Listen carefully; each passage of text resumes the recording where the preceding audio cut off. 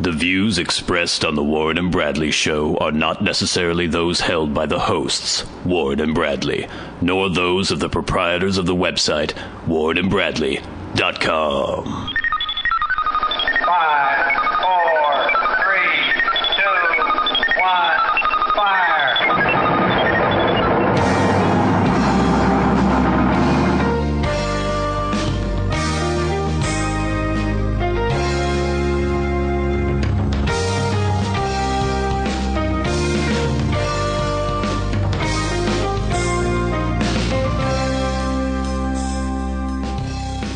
Let's make some magic.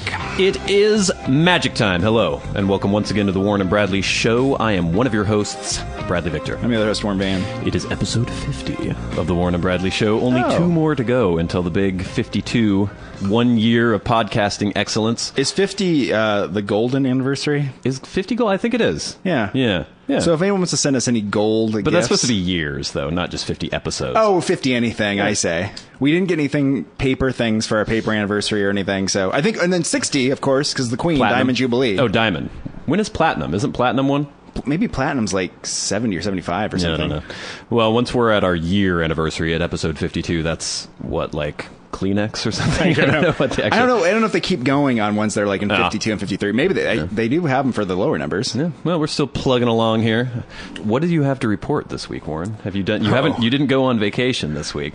Actually, I went to Vancouver for a few days. Oh, okay.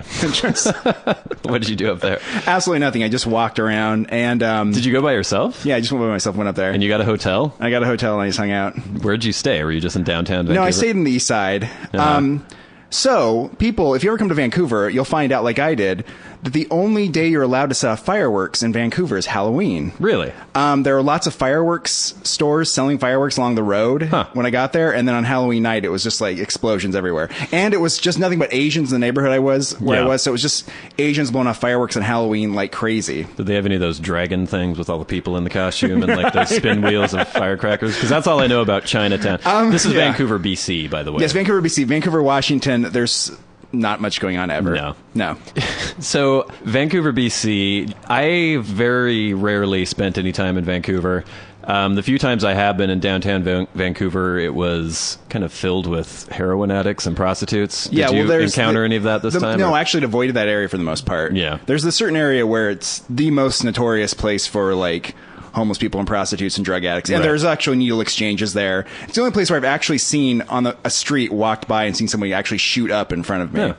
So why didn't you go there? Because that could have been fodder for the podcast. You could have had your very first street freak of the week. The other thing is that I've actually spent enough time there by now, so I want to see the rest of the city. Yeah. So I just wandered around the rest of the city and saw it. Everyone always raves about Vancouver. It's the most overrated city in the world. I'm not that impressed by it. Architecturally, it's hideous. Yeah. It's very ugly. It's just a bunch of stucco two-story houses with rusty wrought iron gates on them. There's nice mountains around it, which I guess is the part that people think is really interesting. Yeah, but we've got that here, too. We have that here, and it's also extremely multicultural. It's just all sorts of people from all over the place, so it's very strange that way. It doesn't seem like there's very many like normal like Canadians just walking around white people. I think it's just the fact that it's anything that's Canadian gets overhyped because they have so little to be proud of that they have to take anything they have. I mean, you know, we all know that Canada is kind of like America light. You know, they steal all our holidays and do like a weird bizarro version of our holidays. They have, I don't know, all their cultural traditions are sort of, they still have the English thing, but then they kind of steal our stuff and copy it. It's a very weird country in that way, right? Yeah. Because it is sort of like a knockoff England, but it's sort of like also like America's hat, so it's sort of like America. Then it's full of a bunch of people from all over the world too who seem to be just obsessed with talking to their own people in their own language constantly. Right. I was actually, where I stayed was next to a McDonald's that was open 24 hours a day, which was just packed with like 80-year-old Asian guys sitting around playing mahjong, you know? Huh. Yeah, and they're just... That is the Canadian McDonald's has some very interesting menu items on there, like pizza. Yes. Very disgusting. Yeah. If you're going to go to get pizza, you don't want to get McDonald's. No. And if you want to get cheeseburgers, you don't want to go to McDonald's either. I've always been depressed. Sometimes I'll go to a McDonald's in the morning to get the McDonald's breakfast, as we've discussed in the past. And there's often old men drinking coffee in McDonald's. And you know that they probably do every morning kind of thing, or at least once a week, where they meet their old boys and they go have coffee. Why choose McDonald's? I wonder about this too, because the McDonald's I was next to, it did seem like it was like some sort of gathering place for the elderly in the community, right, to get together. Mm-hmm. I know in the town where my parents are from, a small town north of Bellingham, there used to be a Dairy Queen. It was the only option there. And like, I know my grandfather and all the other old men from the town would just go to the Dairy Queen and hang out there all day drinking coffee, which, you know, sitting on a plastic seat next to like a highway drinking coffee. But I guess it's a place to hang out. Well, at least we have something to look It's sort of forward like when to. you have teens and they're out in the street just causing trouble, and they try to give them a teen center so they'll have at least have a place to go. They can go at play least they have a pool. place to go, like hang out and drink coffee and stare at each other and kind of like yammer about, you know, the inane things they talk about. Then they can go home and just go to sleep. Yeah, I've worked on, there's all the San Juan Islands around here, all these tiny little islands that have maybe a couple hundred people, or there's some islands that have maybe couple thousand, but I was working on one once and had to stay the night there. And went to some restaurant to get some food, and basically all the teenagers in the town, they had a couple old Oldsmobile Cutlasses, and they were just going from one end of the main street to the next. Yeah, that's all they had to do to occupy their time. I know when I went up to visit my family when I was a teenager in high school, and I was hanging out with one of my cousins. And him and his friends would just go to the parking lot that was behind the Dairy Queen, and they just like drive around in circles a few times, like really fast. Then they like drive away and then drive back and do it again. And this seemed like what they were doing all night, right? Yeah, Maybe they exciting. were like drinking a little bit, just hanging out in the parking lot all night. But that was the activity they had to do. That was like, they weren't even inside the Dairy Queen. Like my grandpa's hanging out drinking coffee in the Dairy Queen. They're in the parking lot just doing circles in a car.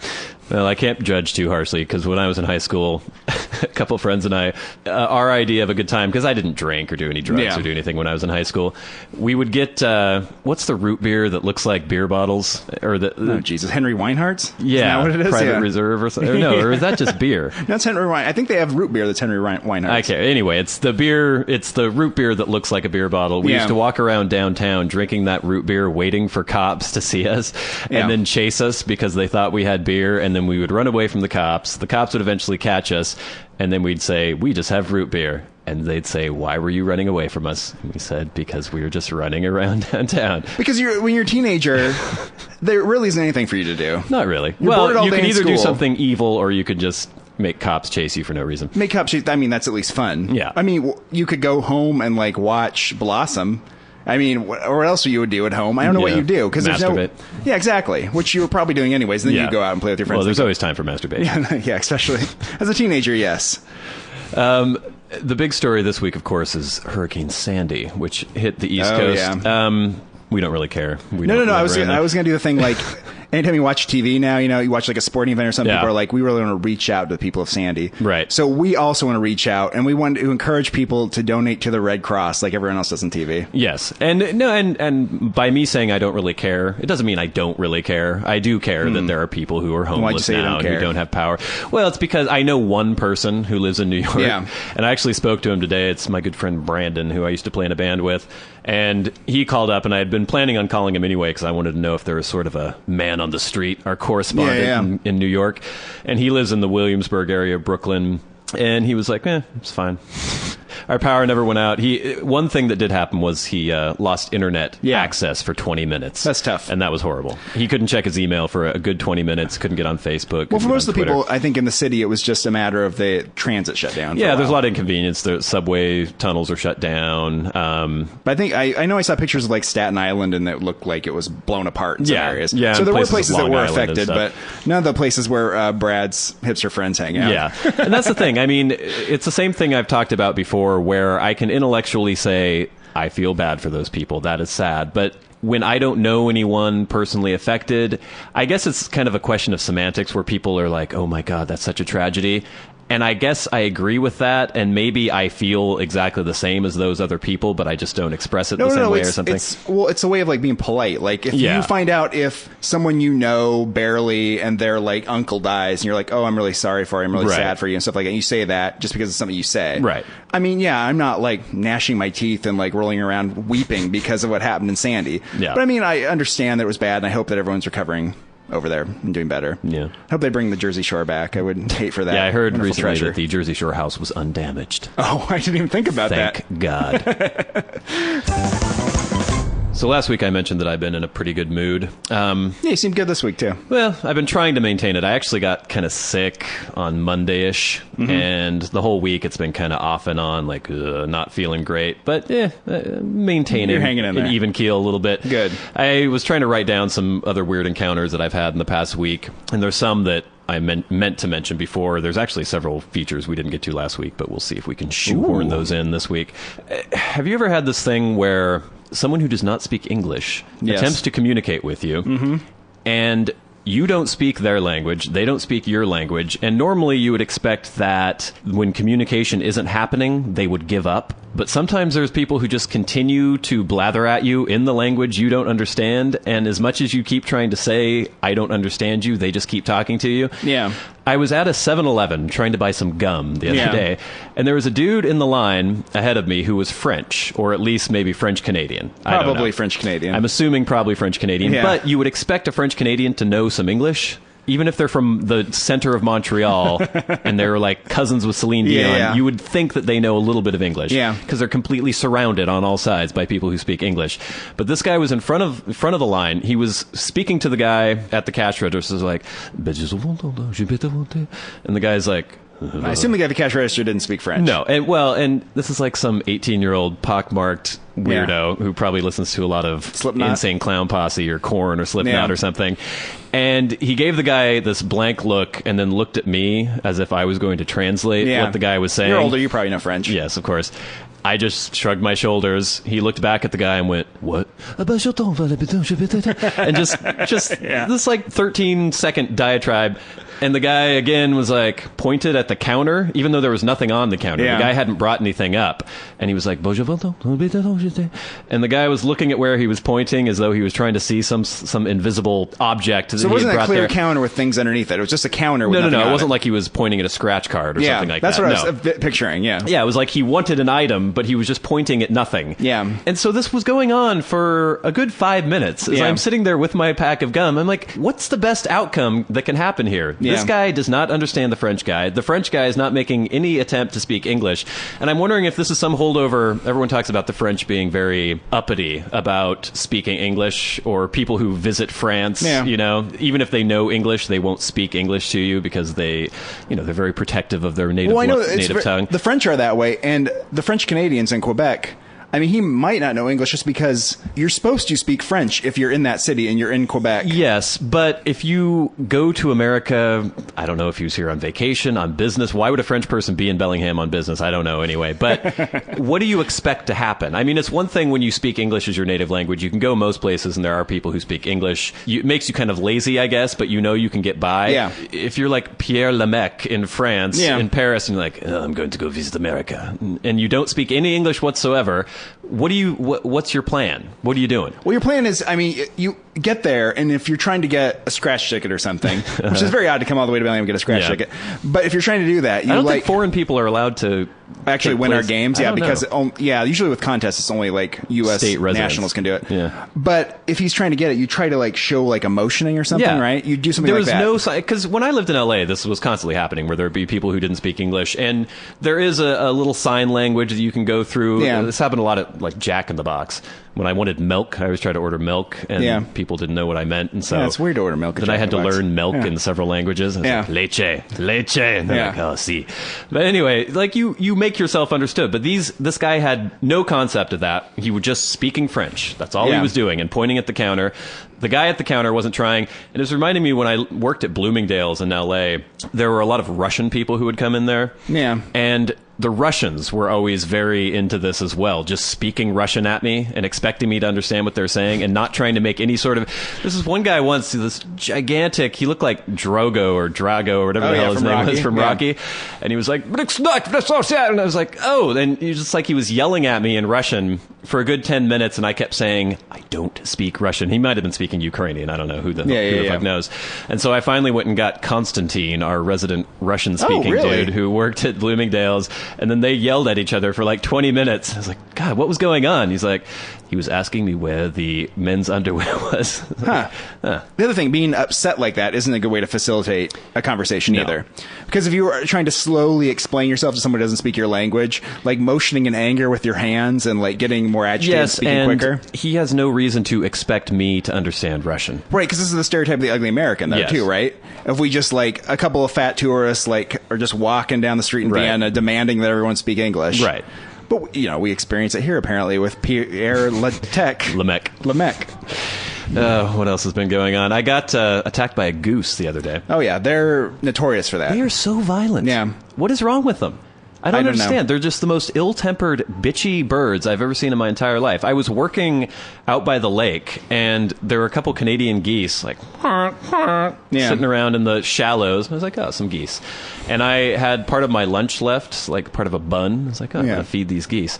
So I go over there to the shore. As soon as I get near, one of them's like, I'm like, oh, okay, relax there, buddy. I throw part of the bread. They flock to the bread and start eating it, and then one of them just starts running at me. Yeah, that's what they do. Hissing and running, and I went, oh, and dropped the rest of the bread that I had. Grabbed the bread and, like gulped it down. Its long neck. Yeah, its scary long neck. And then just chased after me. Yeah. And I was like, okay, do I hold my ground with the goose? Am I going to get in an actual fight with the goose? Because I'm sure I could probably wring its neck pretty easily. I think you can give it a good firm kick, too. Yeah, but they have a good reach. Like, he could probably grasp my thigh with his evil bill. It's serrated bill. Well, yeah, okay. Let's say you kick him and he gets the inner side of your leg and he's like clamped on there. You can take his neck and just break it. I guess. I wonder if you could draw blood from his bite. For being kind of like animals that you just look at, you think would be completely harmless. Yeah. I don't know why they're so aggressive. Well, they don't have reason to be that aggressive. It's one thing if you're like... Well, they're not like carnivores out like killing like tigers or anything. No, they eat. I don't know what the fuck they eat. They fly around into ponds and they eat little fish, probably and stuff like that. They just or something from whatever from the soil on the ground. They take their long neck and they just poke it out of the water. Well, and there's certain animals like I don't know. If I saw a cougar in the woods and it growled at me, I'd be like, okay, I'm going to back off now. There's somebody screaming outside. We have a Street Freak of the Week going on at the gas station outside right now. Street Freak of the Week break going on. We might have to pause for a second. All right, let me take a look at this.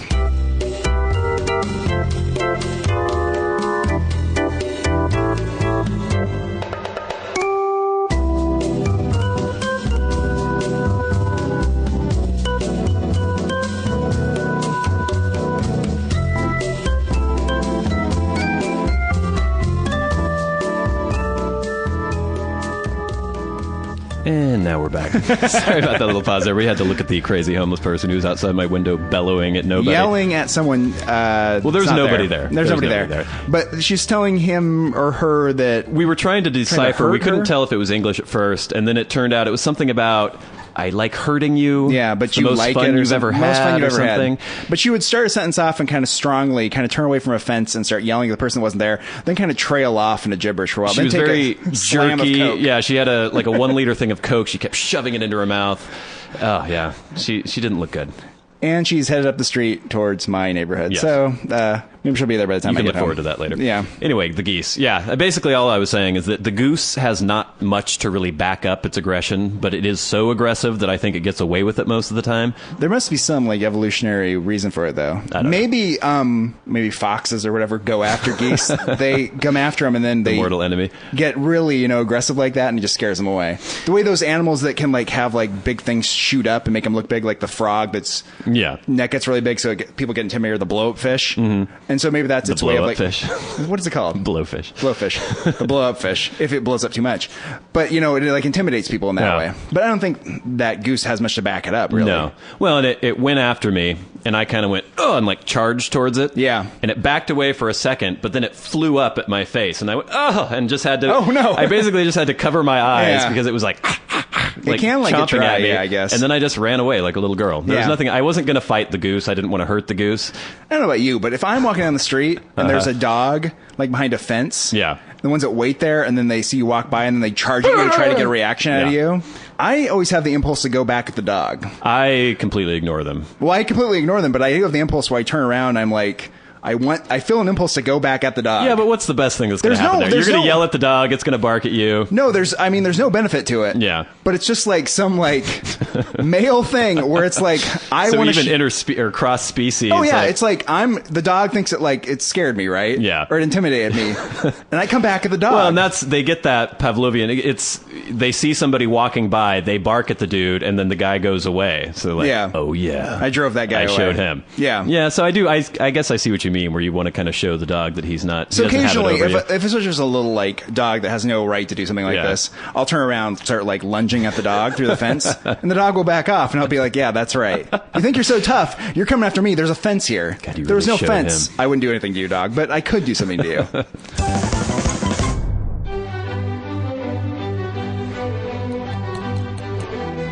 Dear Warren and Bradley, I am writing this missive to let you know that I was utterly delighted with last week's episode. Your tales of prostitutes and the indigent are always quite illuminating, and I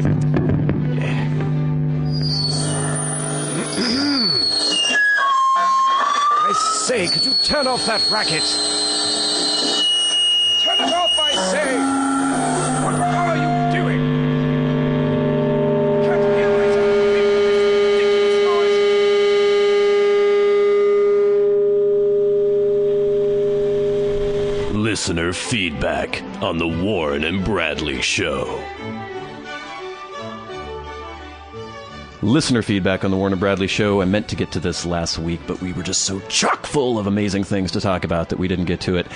I guess the very first missive we will get to is from listener Rory, who says, Gangnam Style, what do we think? Please give us your opinion of Gangnam Style, the song and the video. Those of you who don't know, and I don't think there's anyone who doesn't know what Gangnam Style is. Well, I just learned about it 2 weeks ago. Well, I hadn't heard the song, but I'd heard people say Gangnam Style over and over again, so I knew it was a thing. I knew it was some sort of meme How or viral long ago did thing. you pick up on that, then? I've been hearing about it for weeks and weeks. Okay, you're a little more ahead of me. Well, usually I'm the last person to see any sort of internet meme or anything. Well, this is the thing that happens to me with these things, with the pop culture things or the musicians or something. Yeah. I actually heard something on NPR about it, and I'm like, oh, there's a thing. And then somebody showed me the video a couple days later, so now I know about it. But of course, by the time I know about it, 500 million people have viewed. Exactly. So it's not like I'm on the cutting edge here. I had actually seen parodies of it before I actually saw. Did you understand what the parodies meant? Not really. Yeah. No. So I went to YouTube. I looked up the video. As of now, as of when we're recording this, which is November 4th, the video has 646,178,081 views. It has 4,822,869 likes, and it has 266,133 dislikes. I'm one of those dislikes, by the way. You can dislike videos on YouTube? Yes, you can. Oh. You can vote it down. A little thumbs down. Oh, neat. So I watched the video. I was like, okay, the listener asked a question. I'm going to do my homework and see what this is. It's a chubby Korean dude with sunglasses and a suit jumping around, miming that he's riding a horse and singing some ridiculous rap song. Yeah, when I heard that it was so popular and such a big deal, I assumed there was some sort of narrative to it that I'd have to see and would be interesting, but it really is just what you said. Okay, and 646,178,000 people have watched this video. Everyone who I've heard talk about it has been delighted by it. Oh, it's so funny. It's so entertaining. It's so catchy. No, it's not. It's stupid. It's ridiculous. I mean, I don't blame, what was it, PSY or Psy? I don't know how the fuck you're even supposed to pronounce their name. I don't blame them for making the video. They're just making their ridiculous little dance video, whatever. I blame society for being so enamored with the video. There's nothing particularly amazing about it. There's nothing, it's not that funny. It's not that weird. Well, it's not that catchy. It's just stupid. But that's the way with everything in popular culture, right? Once you hit the certain wave and the tipping point, and then all of a sudden everyone's watching it and it's like a big deal. But why would anyone, I mean, I've seen plenty of ridiculous Asian or K-pop or J-pop videos or things where they're much crazier and much stranger than this. Why haven't those become as insanely popular? It makes no sense to me. No, well, maybe this one straddles that line. Maybe this is genius in some way that it just hit that middle pack of the world where everyone kind of is either ambivalent about it or really likes it. This is where, and I think you share this with me, I feel feel like I'm not part of society often because I watch something like this, something that has just swept the entire world. Yeah. Everyone's talking about it. Everyone loves it. I watch it and I go, I have no idea what's going on here. I have no idea why anyone would be interested in But this. I'll say this about it, though, too. I do think you take it too seriously. No, it's not even that. I mean, it's not like I'm trying to delve deeply into it and gather some sort of cultural understanding or anything. It's just people love this video. It's all over the place. People are making parody videos all over the place. They talk about it on the news. They're like, oh, President Obama likes Gangnam Style. And it's like a news story on CNN. Yeah. I watch it and it does nothing. There's nothing there. I'm not shocked by it. I'm not titillated. I'm not amused. There's nothing. Really, you didn't think it was like a okay, like pop music video? Not particularly. Really? I mean, it's just, I think it's fine. It's a pretty catchy song.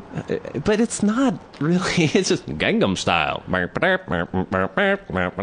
Gangnam Style. That's all that happens. But again, also, Gangnam Style has got you like talking about and has provoked an emotional reaction out of you again. The emotional reaction is just me being nonplussed as to why anyone else has an emotional reaction out of it, which I don't think is But what that's they a were reaction. going for. Yeah, but that's just the only reason they ever got that reaction from me is because of everyone else's reaction, and I'm trying to decipher why that reaction exists. Oh, different strokes for different folks, right? So that's my opinion of Gangnam Style. I'm completely nonplussed.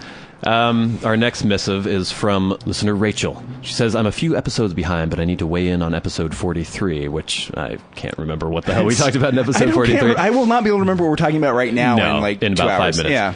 Number 1, Brad, it's an extremely vain idea to think that we're done evolving. I mean, I'm more highly evolved than the typical human walking around today due to the fact that I never had any wisdom teeth. Booyah.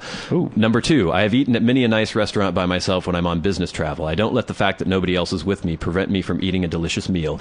My rule is that I always sit at the bar with the other singles, though. Makes it less obvious that I'm alone. Keep up the good work. Love you guys. Well, thank you, Rachel. The first point, I don't remember ever talking about evolution or whether or not we're evolving. I think I might have said something about... I remember it now. You were saying something about how because of where technology is and where society is, we've taken ourselves out of evolution. We've taken ourselves out of of evolution. Okay, yeah, and her point about wisdom teeth, I'm not going to give her that because I think that started happening thousands of years ago where there were some people who didn't have wisdom teeth. Because that was something from not even human evolution. That was like proto-humans that had wisdom teeth. But she's part of that evolutionary chain, though, right? Yeah, but it's like, I'm sure there were people 10,000 years ago who were born without wisdom teeth. And at that point, we were still primitive enough that, you know what I'm trying to say? But I mean, that's what evolution is. Yeah, but I'm talking about environment informing evolution, and I don't think that happens with us anymore. I'm perfectly willing to accept the fact that there might be mutations that occur in the human species and things that happen. Well, to that our environment has changed. It's more of an artificial environment that we're responding to now. Yeah, I have the stupid. Every once in a while they go ugh, and try to force their way out, and I go ow and get horrible headaches for a while. Have you ever had them looked at? No.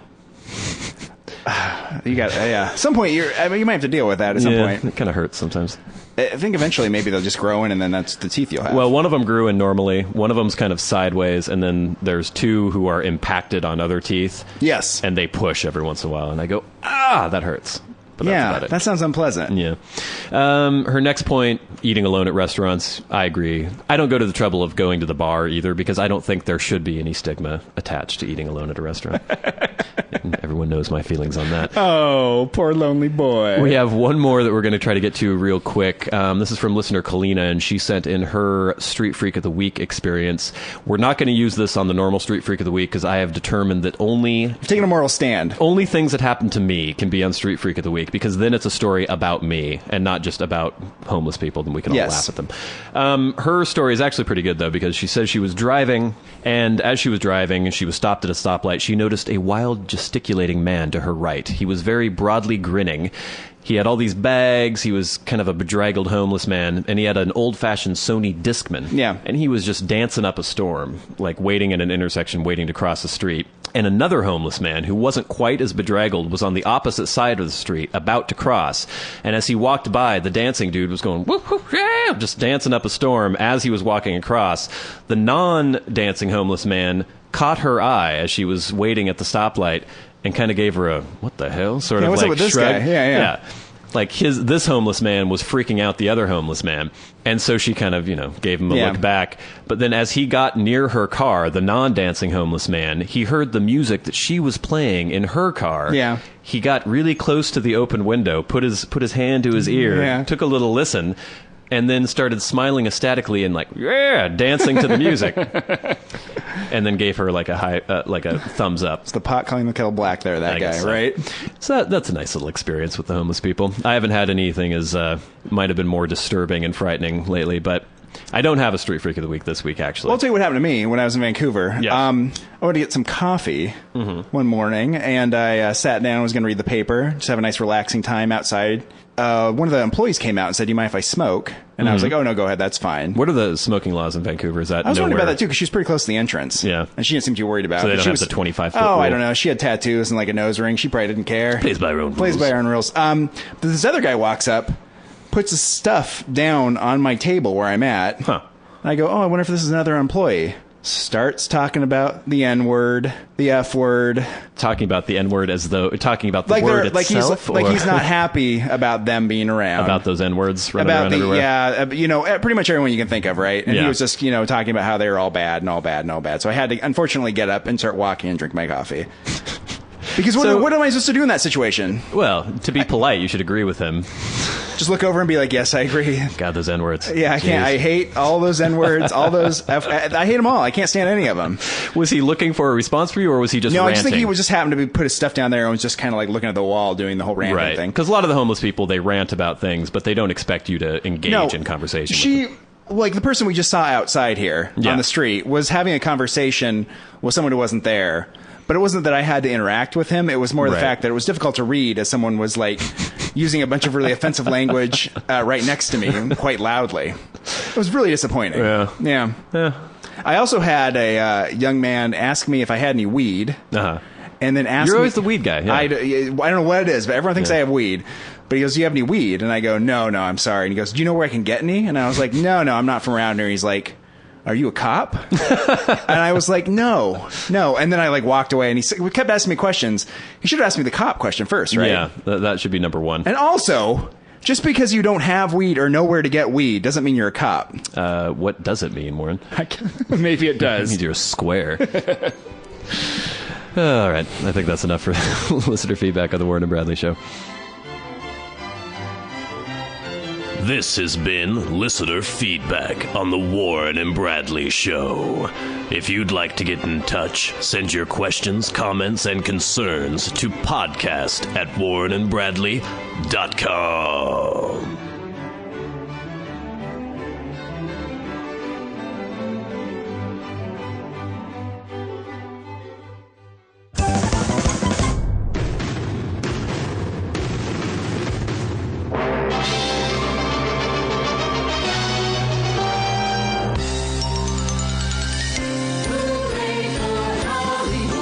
Celebrity Minute on the Warren and Bradley Show.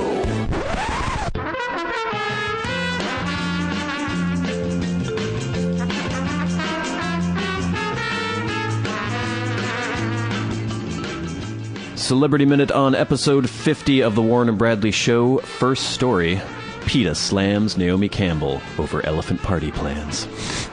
Can Naomi Campbell stay out of trouble? No. She's notorious, and she's always beating her assistants too. Yeah. Hear about that? By all accounts, she's an awful human She being. seems just really unpleasant. Yeah, but apparently the PETA people are upset over her plans for her boyfriend's 50th birthday.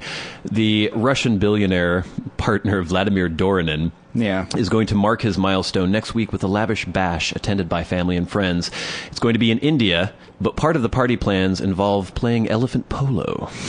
Riding elephants and playing polo on them? I don't know if they're kicking beach balls around or what the deal is, because I don't think you could have one of your little mallets. It has to be a very long mallet. Yeah. Oh, that seems incredibly dangerous. Yeah. Right? Come on, ride the elephant, play polo. Are they going to have actual professional elephant polo? Is elephant polo a thing that they do in India? No, there's no way they're having like a competitive match. I don't think so. And they're just going to be like, ha ha ha, and then put on like a polo hat and then ride the elephant around. Yeah, I don't know. Because if you got a bunch of party guests on a bunch of elephants, and if you were actually trying to play polo, I can imagine a lot of pinched thighs going on. It just seems like a bad idea. You either have to move very slowly on the elephant, right? The elephant's just lumbering around. Those elephant gets moving. They can charge pretty quickly. It could fall over. Yeah. It can crash into somebody else. All sorts of horrible things can happen. Yeah. Just playing regular polo is incredibly dangerous. I kind of agree with PETA on this. PETA usually annoys me because they're just seem so... Ugh. Well, they get a little over the top. Yeah, a little over the top. But yeah, there's no reason to... It's fun, I guess. No, it's just a stupid thing to do. This is an example of like having way too much money and like doing something that's completely unnecessary. Yeah. If you were to give me the option of just being able to go home and watch the game or participate in elephant polo with Naomi Campbell, I'd be like, come on, just give me a break. I don't want to be around her. How surreal would that be, though? That'd be great. It'd be very weird because she probably hit me with a mallet. Awful woman. How old is she now? I don't know. 84. There's been a verdict in the Spears trial. Sam Lufti trying to sue for the 15% he says he was owed. That's right. The judge basically threw the case out, and now jurors in the trial are saying that the evidence was very weak. That's probably why the judge threw it out, I would imagine. Yeah, it didn't even go to the jury. Basically, he was suing Dinah Spears for libel because she said that he was a Svengali-like figure who kept Britney Spears drugged all the time.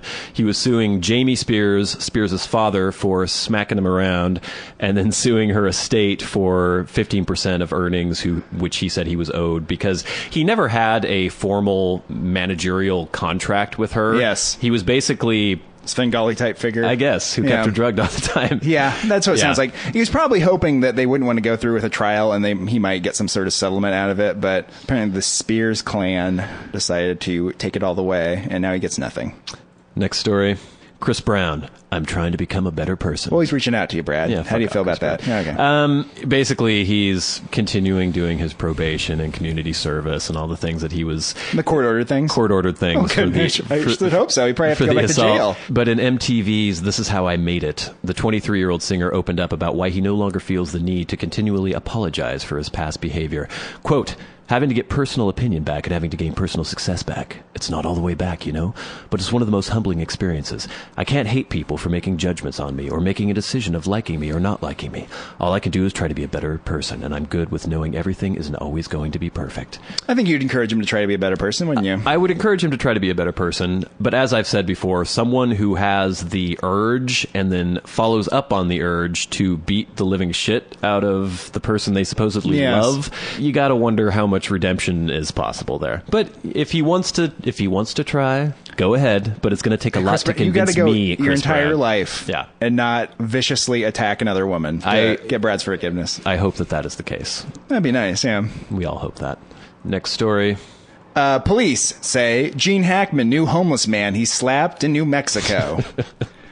That headline begs a lot of questions, doesn't it? Yes. There was an earlier story that was basically Gene Hackman slaps homeless man in New Mexico, and it seemed a little apropos of nothing, like why was he slapping a homeless man in New Mexico? And now it comes out that apparently Gene Hackman and his wife had been helping this homeless man for a period of a couple years. They were helping him out with money and with food.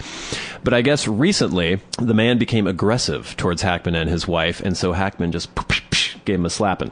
The homeless man was named Bruce Becker.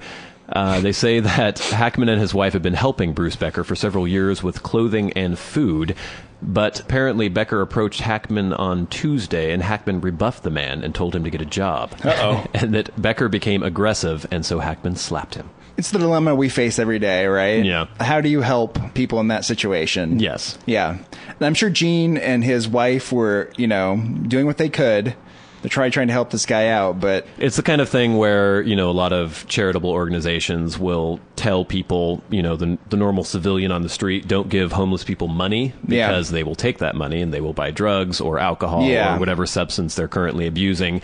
So then you try to give money to whatever relief organization is trying to help homeless people, and maybe they'll provide beds, maybe they'll provide meals, and that is good.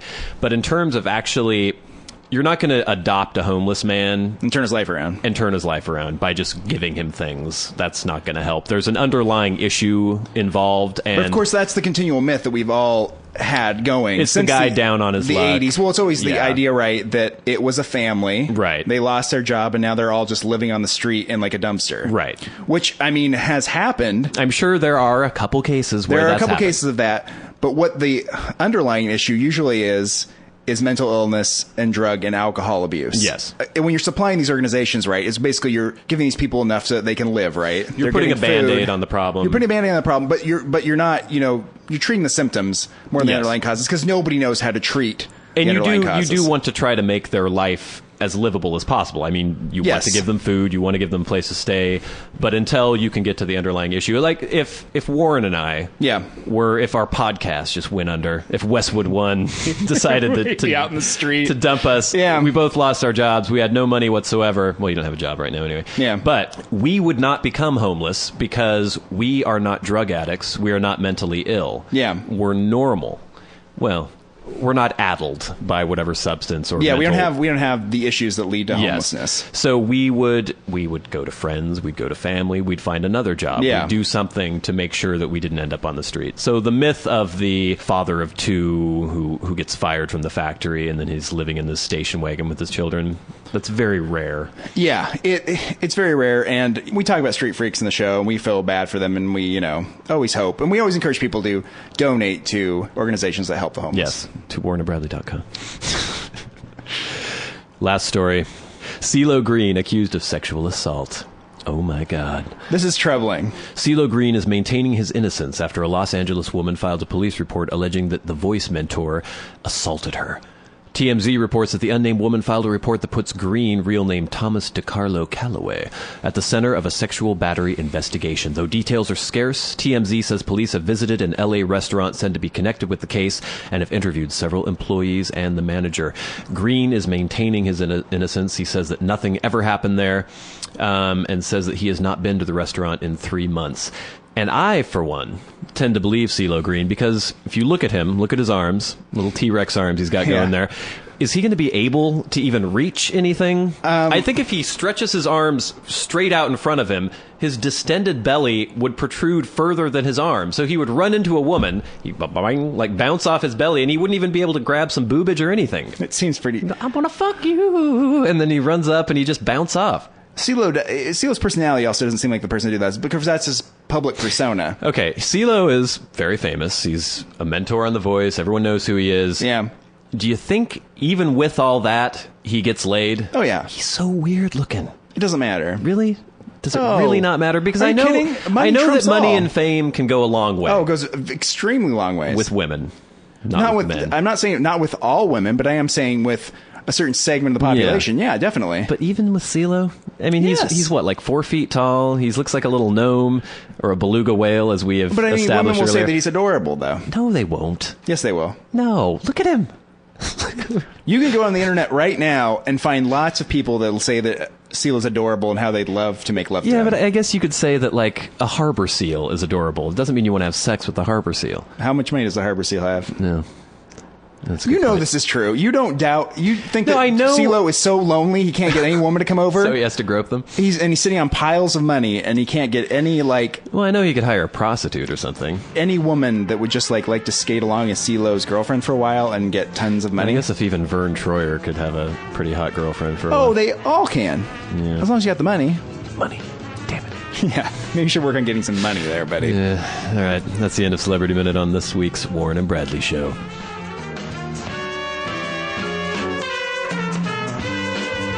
This has been Celebrity Minute on the Warren and Bradley Show.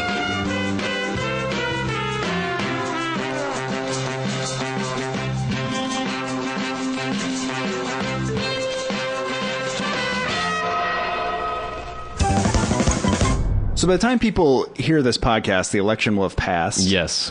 We hopefully will have had a new president, although it may be in court at that time, the way things are looking pretty close right now. Yeah, I don't know. I don't know if it's going to be another 2000 There or is something. a potential for that. And even 2004, as you recall, they remember John Edwards up in the middle of the night trying to So you say hopefully there'll be a new president? You don't want Obama to come back in? Oh, no.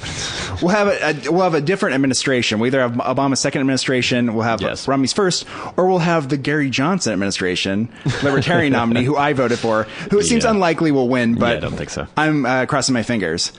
But let's the say... The Warren and Bradley show takes a apolitical stance. We are very apolitical.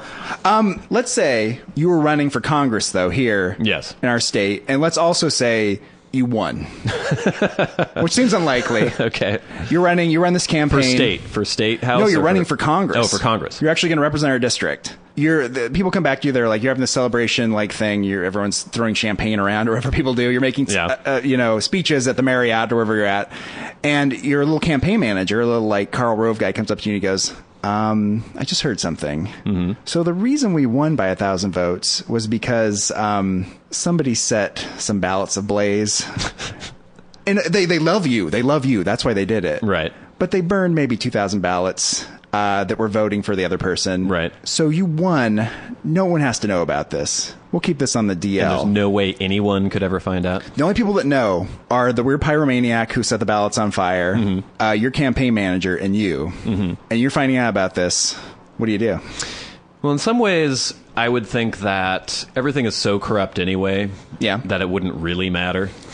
Because there's so much machination going on behind the scenes and all sorts of weird bullshit, which is part of why I don't become involved in the political system at all. That's why I've never run for public office. Yeah, I know. So you just chalk that up to like... I couldn't take the corruption. If I weren't completely apolitical and almost an anarchist...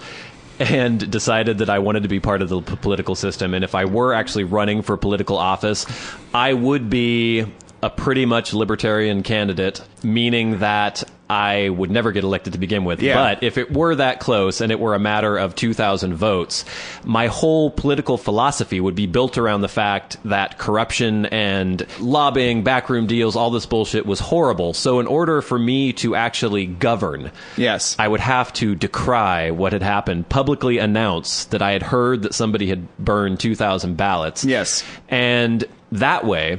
when everyone was so amazed by my integrity, then that would set me up 4 years later. To run for Senate? To run for Senate. So you wouldn't just let it slide? I wouldn't just let it slide. I am appalled by... I guess I'm assuming the worst much of the time, but Republican, Democrat, whoever the fuck it is, the main thing that I have against the government is the fact that it is a self-perpetuating... if you get elected, you get elected, you have a certain amount of power.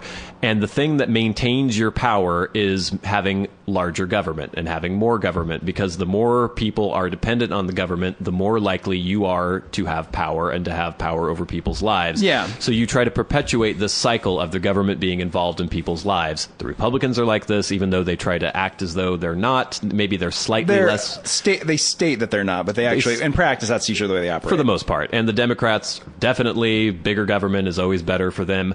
I hate government. I don't want the government to have anything to do with me ever. I hate the federal government. Oh, God. And that's not in some weird, like, survivalist, I'm going to join a militia and live out in the woods kind of thing. The Secret Service is going to get a hold of this. Yeah, and it's not...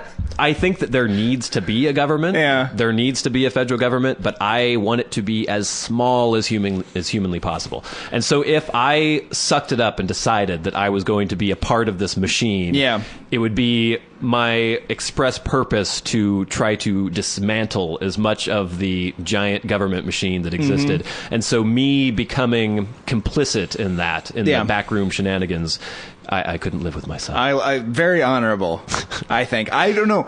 I was expecting you to go a different direction, frankly. Yeah. Well, you know I am slightly evil, but yes, I do have certain moral convictions. I thought you would rationalize it to yourself and be like, well, you know what? I should be in power anyways. Yeah. But see, in a way, it is almost being more duplicitous, because I know that the public relations windfall that I would get for being upfront about it would probably put me in a position of higher power later. You think that's what happened? Or would it be a thing where it'd be spun in the way that, like, of course he was involved in that ballot burning? But why would I admit it then? Maybe I was involved in it.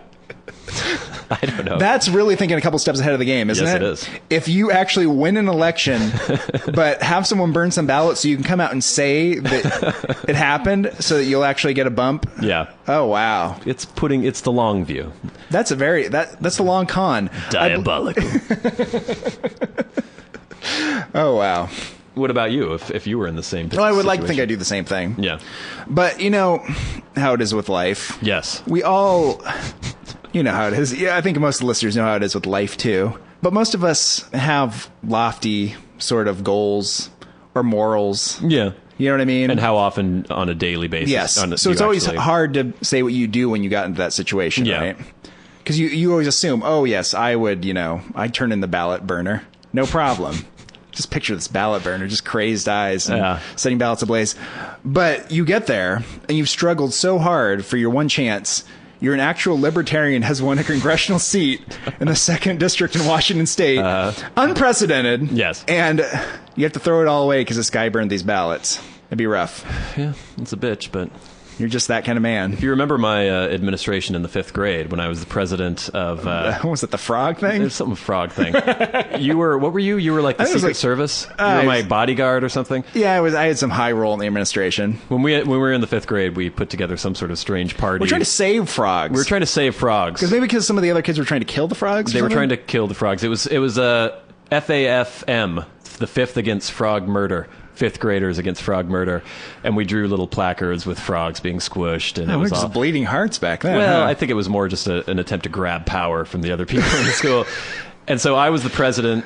You were my Secret Service or enforcer. We were up in the tree fort, and like supplicants would come to talk to me, and you'd be the one to determine if they could get in. Yeah. So I think if we were to extrapolate from that, you agreed for power. Yeah. I don't know if I heard today actually that our old elementary school, whose mascot we voted for, which was to be a crusader. Oh, yeah. Remember? Yeah. And we voted for the school colors and whatnot, has abandoned the crusader as its mascot. What is it now? I think is that not politically correct anymore? I don't think it's politically correct anymore, right? Yeah. Because what the crusaders are up to. Yeah, they were killing lots of Middle Eastern people. that's the thing about it, though, right? I know people talk about Christopher Columbus. They're like, Christopher Columbus is a bad man. I don't get that wrapped up in the Columbus thing. The crusader thing is true. They were just kind of going around, like, slaughtering people for not being Christians. For the most part. And taking their land. Well, it wasn't even really about... I mean, it was more of like a power play. There were some true believers, but most of it was like, oh, we can get. There was a reason to go down and plunder that area. I'm the Duke of Jerusalem, which is not something maybe you want your kids to aspire to. Yeah, there's not enough plundering going on anymore. People used to just realize that selfishness was like, that's what you do. You try to go kill people and take their things, and everyone's like, oh no, don't do that. Well, it's because it's brutal and awful. Yeah. And that's a podcast. Yeah, I guess that's enough time for the Warren and Bradley Show this week. This has been one of your hosts, Bradley Victor. Is it their host, Warren Van? Saying, come up with something witty. I know. You've been dropping the ball. I was going to tell people to go out and vote, but you've already voted. So vote in next year's election. Yeah, great. Wise words. This has been the Warren and Bradley Show, brought to you by Warren Van and Bradley Victor. For podcast news and information, like the show on Facebook at facebook.com/Warren and Bradley. Follow the show on Twitter at Warren and Brad. Subscribe on iTunes and leave a review. For episode archives and episode pictures, go to warrenandbradley.com, and to contact the show, write to podcast@warrenandbradley.com.